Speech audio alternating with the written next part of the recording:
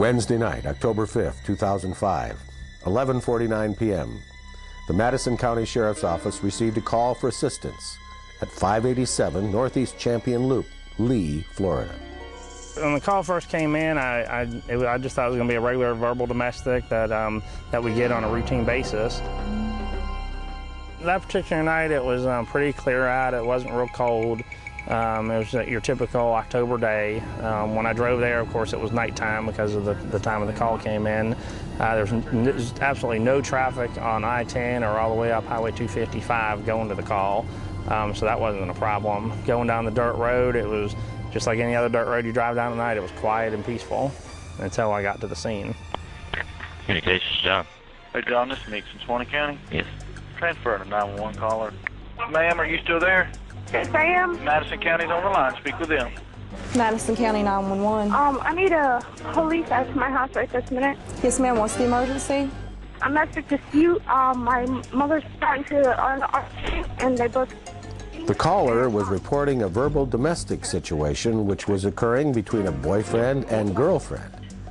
Deputy John Sleigher was dispatched to the location. Okay. Let me send a deputy out there to you. What's your address? As Deputy Sleigher was traveling to the residence, another call was received. Okay, the male subject on scene has a knife to a female's neck on scene.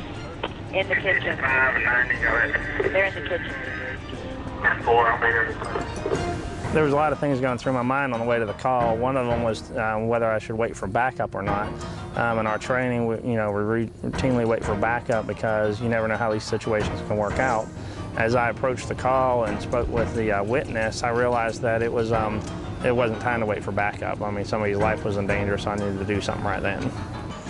Shortly after midnight, Deputy Sleigher arrived at the residence. And when I first went in, I didn't announce myself, like we normally would in training where you yell Sheriff's Department, because I figured if he's in the kitchen, with her with a knife to her throat, I want to be able to put eyes on him before he realizes I'm there, so that way he doesn't go into, trying to stab her, or if he's laying in wait for me, if he's already killed her and now he's, waiting for, law enforcement to show up because he knows they've been called.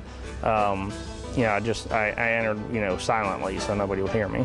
Deputy Sleigher entered the residence, and as he approached the kitchen, he could see the male subject in the kitchen, on the floor, sitting on top of the female.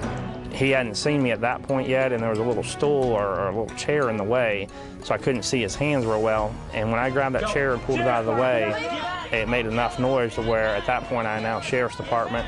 I saw the knife in his right hand up against her neck, and he was pancaked on top of her, face to face and chest to chest. And at that point, I told him, I yelled at him, Sheriff's Department, put down the knife. He looked back at me and advised that he was going to kill her.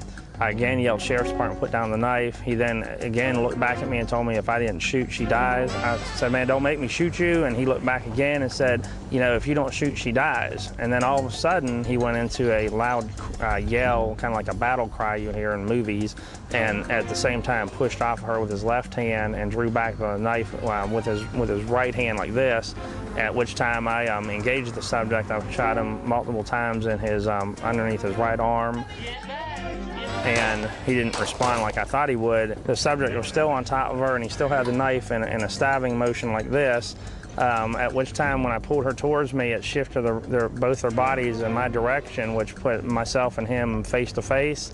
Him still being a threat and her still being in danger, I fired 2 more additional rounds into his chest.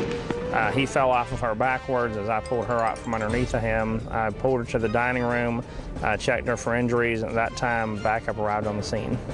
Madison County EMS arrived and pronounced the male subject dead at the scene.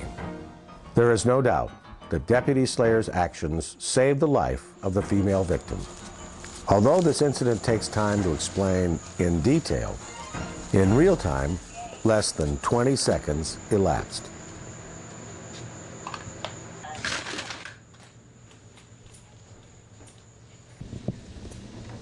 Sheriff's Department! Get back! Get back, bitch! Don't make me shoot you! I'm gonna kill her! I'm gonna kill her!